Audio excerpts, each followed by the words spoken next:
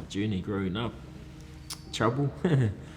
Yeah, growing up in Marden, we didn't have much, my father, he wasn't there. He loved us, but he wasn't really around. When he was drinking. We grew up around a lot of alcohol. We used to see a lot of fights, all those sort of things at parties. Used to see a lot of things that weren't good for us as young children. One party my dad took me to, one of my dad's bros grabbed me by the throat and sort of lifted me up. I was only about 9, and I looked at my dad, for help, Dad, and he sort of just shrugged it off. I was angry at my dad for that, but I had to make peace with it because it was sort of eating me up inside. Seeing those things when you're younger, it actually affects, the wairua within yourself. Took a good look at myself and my children and my tamariki and how they would want to see me as a father. Yeah, so I had to make some changes.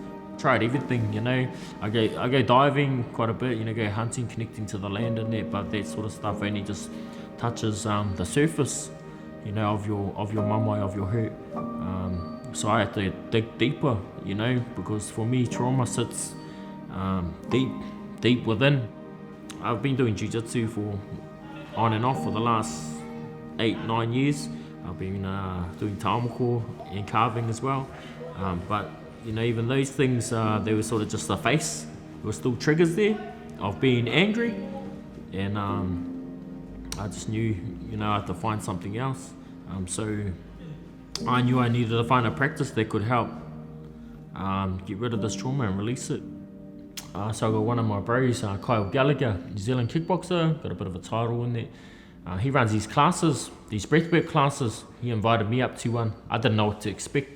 And so you go up into the bros gym, saw lights all dim, but before you go up, you have to have an intention. So my intention was to heal my childhood trauma. The class goes for 45 minutes and you're just doing breath work. And it's pretty intense. What happened was all my traumas came. All my memories of all my traumas came, and I just started crying. Meditation isn't just peaceful. It's not just smooth. It's all kinds of emotions, but it's your own individual, authentic journey. So yeah, I'd like to say that they played a big part in healing a lot of that mamai that I carried for years. One of my good bros that I grew up with over in Martin, his name's Titara, where he gave us a bit of a karanga, a bit of a call out, and he said, look brothers, I'm starting this ropu up and I want you to be a part of it. And what it's about a group of brothers coming together, being vulnerable and being able to talk about those things that we struggle with and those things as men that hold us back.